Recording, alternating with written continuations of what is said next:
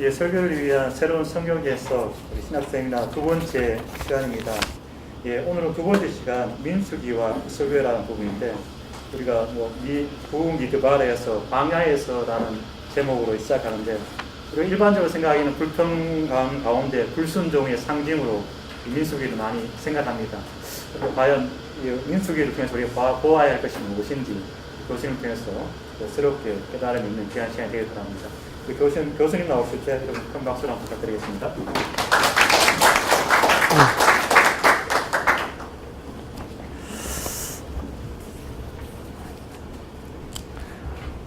두 번째 시간에도 이렇게 오셔서 감사를 드리고요. 우리가 민수기를 이야기를 할 때에 지금 우리 책자에 있는 그 맨 뒷장에 보면은 지도가 나와 있습니다.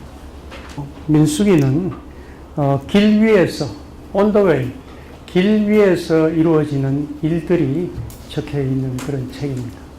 출애굽해서 시내산에 도착을 해서 하나님 말씀 십계명을 비롯해서 율법을 받고 그 다음에 출발해서 가데스 바네아, 이 지도는 가데스 바네아에서 출발하는 것만 이렇게 되어 있습니다만은 왼쪽 밑에서 시내산에서 올라와서 가데스 바네아까지 갑니다.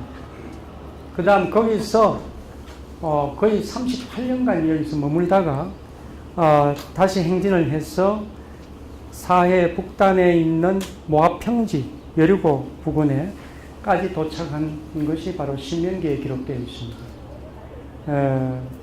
그래서 민수기에 벌써 거기에 도착을 하지요. 신명기는 거기에 도착했을 때에 모세가 설교한 것이고,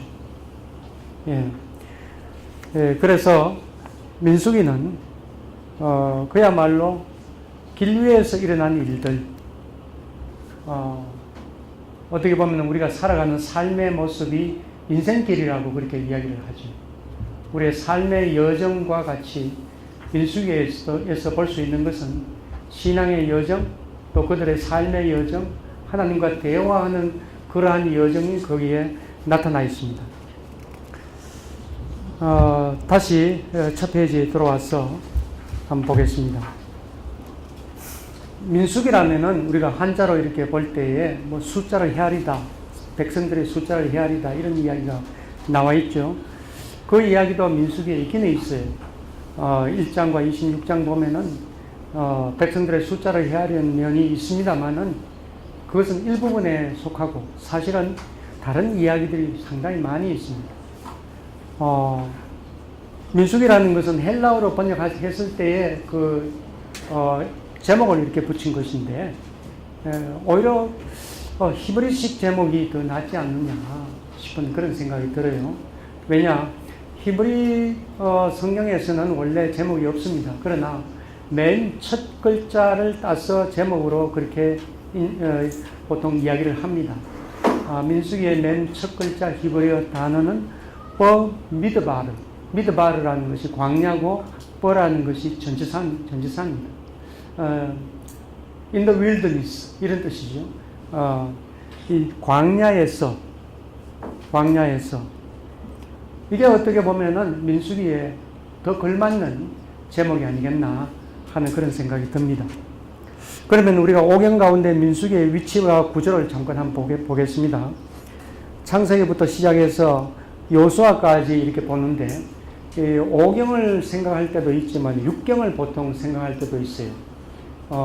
그것은 무엇이냐 하면은 육경은 여호수아까지 포함해서 육경입니다.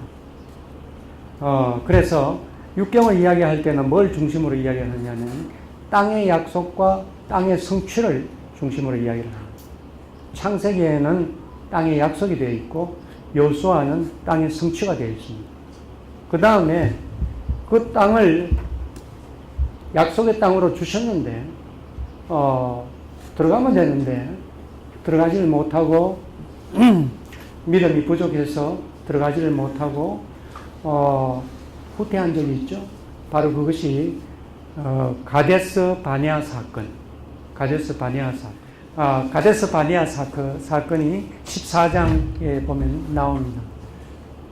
거기서 들어갔으면 정말 일찍이 그렇게 들어갈 수 있었는데 겁에 질려서 믿음이 약해서 들어가지를 못하고 다시 광야를 40년간 방황하다가 1세대는 다 죽고 2세대가 이제 들어가게 됩니다. 그래서 약속의 땅의 정복을 실패한 그것을 기준으로 해서 민수기 1장부터 시작해서 14장까지, 그 다음에 15장부터 다시 전열을 정비해서 약속의 땅에 들어갈 수 있었던 것이 성공적으로 들어갈 수 있었다는 것으로 이렇게 두 개로 이렇게 크게 나누어 봤습니다. 민수기를 이렇게 구조를 나눌 때에 몇 가지 단서가 있어요. 저처럼 이렇게 약속의 땅에 정복했느냐 못했느냐 하는 그걸 가지고 했을 때는 14장, 15장 이 사이를 가릅니다만은 또 다른 학자들은 1세대, 2세대 이렇게 가릅니다. 그러니까 1세대는 1장부터 20장까지, 2세대는 21장부터 마지막까지 이런 식으로 나누기도 합니다. 그런데 저는 땅에 성공적으로 들어갔느냐, 약속의 땅에 들어갔느냐 하는 것을 중점적으로 좀 볼 필요가 있다, 이렇게 생각을 해서 구조를 이렇게 나누고 있습니다. 그럼 바로 우리가 민수기 전체를 바라보면서 그 신학과 메시지를 잠깐 한번 보도록 하겠습니다. 첫 번째 볼 것은 민수기 전체가 길 위에서 마치 보고를 하듯이 그 여정을 상세히 이야기를 하고 있습니다. 무슨 일이 일어났는지, 어느 지점에 가 있는지, 거기에 대해서 이야기를, 줄줄이 이야기를 하고 있습니다. 어떻게 보면은 보고서 같기도 하고, 어떻게 보면은 상황판 같기도 합니다. 우리도 인생을 길을 걸어갈 때에 우리의 인생이 어느 지점까지 와 있는지, 내가 어느 위치에 와 있는지 한번 좀 이 좌표를 그려볼 필요가 있어요. 민수기를 보면서 우리의 인생길, 우리의 신앙의 여정의 좌표를 한번 그려볼 필요가 있다, 이런 생각이 들고요. 그 다음에 제일 핵심적인 것, 우리 박 목사님 민수기를 소개할 때 이야기를 또 하셨지만은 과연 1세대를 우리가 비판만 할 수 있겠는가? 왜냐? 민수기에 들어가 보면은 뭐 여기도 저기도 불평불만이 막 쏟아져 나와요. 그리고 하나님한테 형벌 받고 매맞고 하는 그런 일들이 많이 있기 때문에 어떻게 보면은 민수기가 설교 본문으로서는 별로 그렇게 환영을 못 받아요. 아마 안 읽혀지는 책 중에 레위기가 1등이고 아마 민수기가 한 2등쯤 갈 거예요. 예. 그래서 뭐 교훈될 만한 거, 뭐 아주 칭찬할 만한 거, 뭐 이런 게 별로 눈에 안 들어온다는 거예요, 민수기에는. 그래서 좀 천대받는 책이 민수기일 수가 있습니다. 그러나 과연 1세대가 그렇게 비판만 받는 그런 세대인가 한번 살펴볼 필요가 있어요. 장점을 한번 봅시다. 첫째, 그들은 노예의 땅에서 과감하게 용기 있게 탈출을 했습니다. 이게 얼마나 큰 그 용기인지 모릅니다. 노예라는 것이 힘들긴 하지만은, 그러나 거기 있으면 적어도 의식주는 돼줍니다. 그런데 탈출을 하면 어디를 가야 되느냐? 광야를 가야 돼요. 이 광야를 가야 돼요. 여기는 사람이 살 데가 뭔데요? 이름 그대로 죽음의 땅입니다. 거기 애들 손목을 잡고 어른들 모시고 거기에 간다. 그건 불가능하다. 누가 봐도 불가능하다고 이야기를 할 거예요. 그런데 거기를 출발을 했다는 겁니다. 탈출을 했다는 겁니다. 뭘 믿고? 하나님의 약속을 믿고 과감하게 용기 있게 결단해서 탈출을 한 세대가 1세대다. 그것은 높이 살만한 아주 놀라운 용기입니다. 그 다음에 그들이 시내산에서 하나님을 만나서 율법을, 하나님 말씀을 받았어요. 이게 얼마나 중요한 건지 모릅니다. 노예에서 자유인으로 이렇게 가기 위한 과정에서 하나님으로부터 말씀을 듣고 훈련을 받았다는 겁니다. 그리고 그것을 자식들에게 성공적으로 잘 전해줬다는 겁니다. 왜냐? 보니까 2세대가 성공적으로 들어갔거든요. 여리고도 아주 큰 기적을 이루면서 들어갔고, 또 요단강을 건널 때도 홍해를 건너듯이 그렇게 건너갔고, 그리고 또 땅을 정복하는 과정에서 많은 승리를 거두었고, 이런 어떤 2세대의 모습을 보면서 1세대가 2세대를 성공적으로 교육을 시켰구나 라고 알 수 있습니다. 여러분 어떻습니까? 내가 아이들을 키우면서 내가 정말 아이들을 성공적으로 키웠다, 이렇게 자부하실 수 있는 분 몇 분 계십니까? 정말 우리 부모 세대는 그게 언제나 부족한 것 같고 잘못 키운 것 같고 하는 그런 마음들이 많이 듭니다. 그런데 어쨌든 광야에서 1세대가 하나님 말씀을 성공적으로 가르치고 성장시켰다는 사실. 엄청나게 힘든 일들이 많았습니다. 왜 그렇지 않겠습니까? 먹을 것도 없고 마실 물도 없고 춥고 배고프고 이런 어떤 상황 속에서 하나님으로부터 매도맞고 하는 그런 상황 속에서 내일을 한 치 앞을 내다볼 수 없는 그런 어떤 상황 속에서 걸어가면서, 그러나 그들은 포기하지 않았습니다. 이게 중요해요. 포기하지 않았다.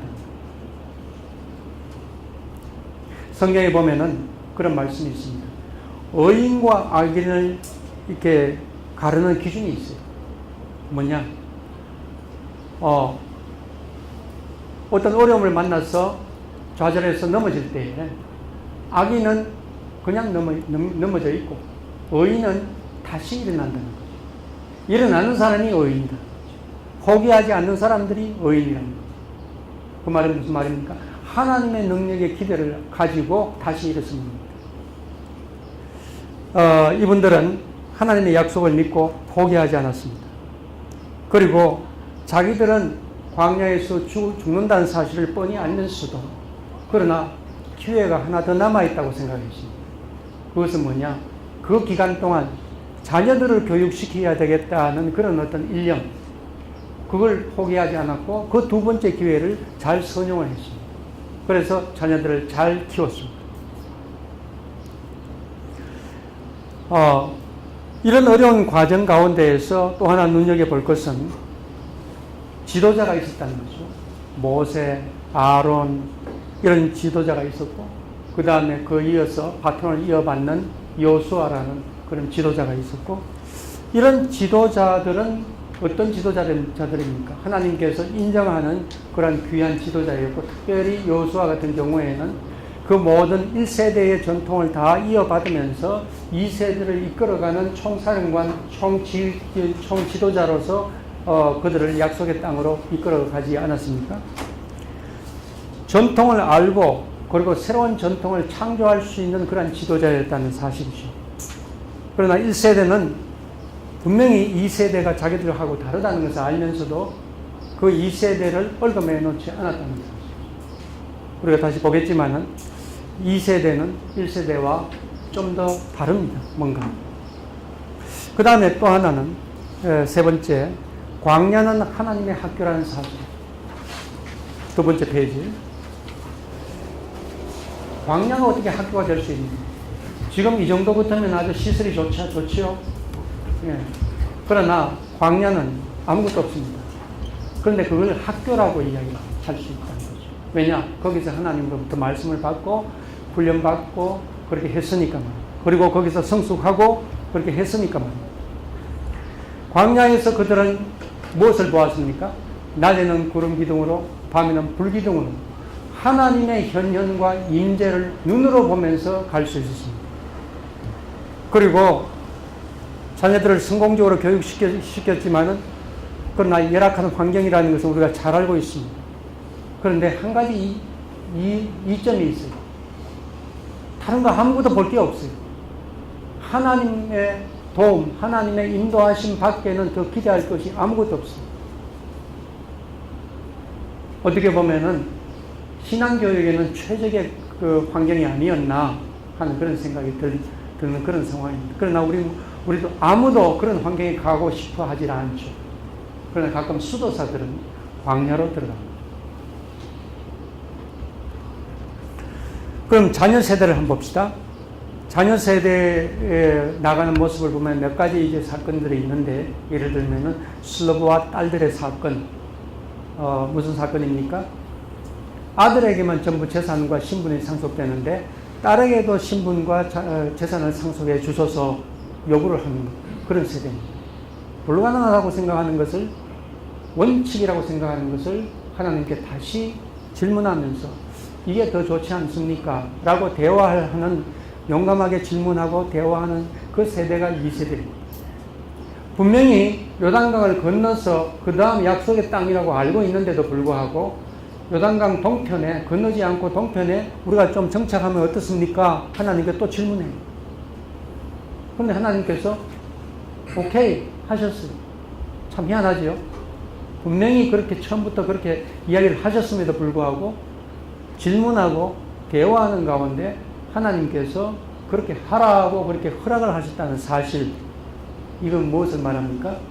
우리가 보통 원칙이라고 생각하고 모든 것의 기본이라고 생각하는 어떤 절대적인 어떤 것이라고 생각하는 것이 하나님과 대화하는 가운데 그것이 뭔가 다른 형태로 이렇게 바꾸어져 갈 수 있는 어떤 것, 충분히 질문하고 대화하면서 새로운 것을 만들어 갈 수 있다는 가능성을 이 2세대가 하는 행동에서 우리가 볼 수가 있습니다. 지도자를 중심으로 해서 아주 일사불란하게 그렇게 움직이는 그 신앙 공동체, 서로 협력하는 모습, 이런 것들을 볼 수 있습니다. 레위인과 제사장과 그리고 모세와 같은 이런 지도자들, 장로들과 족장들의 협력, 특별히 제사장 같은 경우에는 백성들을 살리기 위해서 그 병이 퍼지고 있는 그 한가운데를 향로를 들고 뛰어드는 제사장이 있는가 하면은 목숨을 걸고 백성들을 위해서 중재하는 모세 같은 지도자가 있었습니다. 특별히 민수기를 보면서 여섯 번째 제가 주목하는 것은 이 민수기야말로 평신도를 깨우는 책이다라는 거죠. 우리가 한번 좀 뒤에 상세히 보겠습니다만은 무슨 이야기입니까? 모세가 여호와께서 그의 영을 그들에게 주사 여호와의 백성 모두가 예언자 되기를 원하는 70장로를 세우는 그 상황 속에서 모세는 한 걸음 더 나아가서 이스라엘 백성 모두가 다 예언자가 되었으면 좋겠다.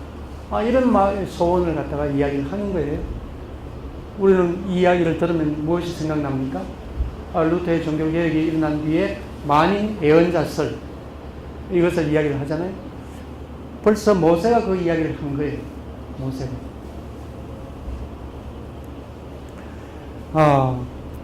이렇게 평신도를 깨우는 그 모습은 또 다른 면에서 볼 수 있습니다. 평신도들로 하여금 옷에다가 뭔가 술을 달도록 했어요. 예, 그리고 청색 끈을 달도록 했어요. 이런 옷에다가 이렇게 끈을 만들어서 이렇게 다는 걸 말합니다. 색깔도 넣고. 이게 뭘 말하느냐면 제사장만 할 수 있는 색깔이고 제사장만 다는 그런 어떤 스타일입니다. 그것을 백성들도 그렇게 달도록 했습니다. 말하자면은 제사장만 거룩한 것이 아니라 온 백성이 모두가 거룩해야 된다라는 그런 이야기를 하고 있는 겁니다. 특별히 또 오늘 우리가 좀 상세히 보겠습니다만은 붉은 암소의 제, 이건 속죄제를 말합니다. 이건 당연히 제사장만 담당할 수 있는 그런 어떤 제사예요. 그런데 평신도가 그것을 할 수 있도록 했습니다. 아주 파격적입니다. 일곱 번째, 민수기는 현실적인 문제를 해결하는 신학이라고 그렇게 한번 이름을 붙여봤습니다. 무슨 이야기입니까? 민수기 5장에 보면은 간음으로 의심받는 여인을 남편의 폭력으로부터 구하는 방안을 제시를 하고 있습니다. 나중에 우리가 민수기를 상세히 공부해보면 그걸 좀 알겠습니다. 아주 희한한 의식을 통해서 결과적으로는 간음으로 의심받는 여인이 더 이상 폭력에 시달리지 않도록 만들어주는 의식을 제사장이 거행합니다. 부부간에 일상생활에 일어날 수 있는, 가정에 일어날 수 있는 그 문제를 제사장이 미리 교육시킴으로써 그 문제를 아주 어려움 없이 이렇게 넘어갈 수 있도록 그렇게 인도하는 모습을 볼 수가 있습니다. 또 시체를 이렇게 터치를 하면은 부정하게 된다. 이게 이제 기본이고, 그런 사람은 마을에서 추방되도록 되어 있습니다. 그러나 오늘 우리가 보겠지만은 붉은 암소의 이 의식을 거행함으로 인해서 그 사람들이 추방당하지 않고 지인 안으로 들어올 수 있도록 그렇게 하는 그 일들, 슬로보아 딸들이 땅을 상속받을 수 있게 하는 것, 요단강 동편에도 정착할 수 있게 하는 것, 이런 어떤 새로운 문제가 일어날 때마다 그것을 현실적으로 아주 해결하는 그런 모습을 이 민수기에서 볼 수가 있습니다. 오늘날 우리가 21세기에 살고 있습니다. 우리가 당면하고 있는 어떤 문제들은 옛날 구약시대나 신약시대에 일어날 수 있는 문제 아닙니다. 새로운 일들이 일어나고 있어요. 성경을 암만 찾아봐도 답이 없어요. 이런 것을 이 세대는 어떻게 했느냐. 하나님께 질문했어요. 모세를 통해서. 그리고 해답을 듣고 새롭게 갈 길을 만들어 나가는 그런 모습을 볼 수가 있습니다. 우리도 역시 오늘 우리가 신앙의 여정에서 할 일은 하나님께 질문하는 것. 하나님께 질문하는 것. 마지막으로 레위인의 역할을 볼 수가 있습니다. 레위인은 초태생을 대신해서 하나님께 바쳐진 사람입니다. 하나님의 소유물입니다. 그런데요, 레위인이 무슨 역할을 합니까? 성막을 경비를 합니다. 성막을 경비를 하는데 만약 실수해서 누군가 성막을 침범하는 것을 못 잡았다. 이래 되면 어떻게 되느냐? 레위인이 대신해서 죽습니다. 경비를 소홀히 한 그 죄를 물어서 죽게 됩니다. 사실은 성막이 이렇게 침범이 되면은 레위인뿐만 아니라 그 공동체 전체가 하나님으로부터 형벌을 받아요. 그러나 공동체의 형벌을 내리지 않고 레위인이 먼저 죽습니다. 대신해서 죽습니다. 그래서 레위인의 역할을 마치 피레침과의 역할을 한다. 그렇게 이야기를 합니다. 피레침이 뭡니까? 벼락이 떨어질 때 그 선을 통해서 땅으로 가도록 하는 게 피레침 역할 아닙니까? 레위인의 역할이 바로 공동체의 안전을 지키는 그런 역할을 하더라 하는 그런 이야기입니다. 자, 민수기 전체를 제가 한번 그 메시지를 이렇게 한번 훑어봤습니다. 구체적으로 11장 들어가기 전에 여러분 스쳐 지나가는 그 질문이나 생각이 있으면 같이 이야기를 좀 나눕시다. 예. 그 평신도를 깨우는 책 민수기 예. 내용에 이렇게 제사장만 감당하는 속죄제를 평신도에게 허락했다거나 제사장 신분을 표시하는 청대편을 날정했다는 것이 네. 특별한 예외 상황이었나요? 아니면 그 이후에도 이렇게 계속 진행되는 상황인가요? 예외 상황이 아니었습니다. 누구나 할 수 있다. 누구나 할 수 있다. 정한 사람이면 누구나 할 수 있다. 그때만 특별히 허락된 그런 건 아니겠죠. 그러나 이제 시대적으로는 언제쯤 허락하는 시점은 있었겠죠. 왜냐하면은 제사장 신학에도 변천이 있어요. 예. 유명한 책입니다만 미드바르 광야와 가바르 예, 맞아요. 말씀을 청정하고 예. 그래서 미드바르와 가바르 예. 유명한 글이 저도 여러 번 읽었고 정말 그렇구나라는 것을 삶으로서 경험을 하고 있는 시점이 와서 예. 되게 좋아하는 미드바르와 가바르 주신 감사했고요. 그리고 광야의 신앙교를 받고 하나님의 부단히 대화하는 자녀식에 대해 나가는데 하나님의 부단히 대화한다는 것은 좀 나름은 생각이 있습니다. 요즘은 창세기부터 쭉 이어지고 성경 전체에 이어지는 그런 모습이 아닌가라고 생각하는데. 예, 맞아요. 예, 맞습니다. 예. 대화에 대해서는 조금 이따 하고, 우리가 미드바르를 이야기를 하는데, 미드바르 자체가 광야입니다. 광야라는 명사입니다. 그런 명사인데, 그냥 여기서 이렇게 요자만 한번 떼보면은 다바르, 말씀이라는 뜻입니다. 혹은 일 이런 그런 뜻입니다. 이건 그냥 글자를 이렇게 갈라놓으면은 이렇게 나오는 그런 이야기를 하는 거죠. 광야에서 말씀으로 하는 그런 이제 제목을 붙이시면 이제 요 글자를 가지고 이제 설명을 하는 거죠. 그 다음에 대화하는 것을 제가 2세대가 대화를 잘한다고 이렇게 강조를 했는데, 사실 박목사님 말씀한 모양으로 성경 전체가 하나님과의 대화입니다. 그러나 그 대화라는 사실을 잘 모르고 우리가 많이 넘어갈 때가 많이 있어요. 사실은 대화인데 우리는 오직 하나님께서 지엄하신 하나님의 말씀을 우리가 받아들인다라는 그런 어떤 생각에서 하나님께서 말씀하시는 거 우리가 그냥 이렇게 수용하고 순종한다 하는 거기에 우리가 강조를 많이 하는 것 같아요. 그러나 성경을 보면은 굉장히 많은 부분이 오히려 우리의 신앙 고백, 우리의 경험에서 나온 것으로 이렇게 올라가는 것을 볼 수 있습니다. 다음 시간에 우리가 전도서와 지혜문학에 대해서 이야기를 할 텐데, 특별히 지혜문학과 전도서에서 그런 면을 발견할 수가 있습니다. 그래서 성경 전체가 하나님과의 대화다 하는 거기에 좀 더 우리가 포커스를 맞춰가지고 좀 살펴보면은 뭔가 새로운 것이 자꾸 이렇게 발견되어지는 그런 경험을 하게 될 것입니다. 네.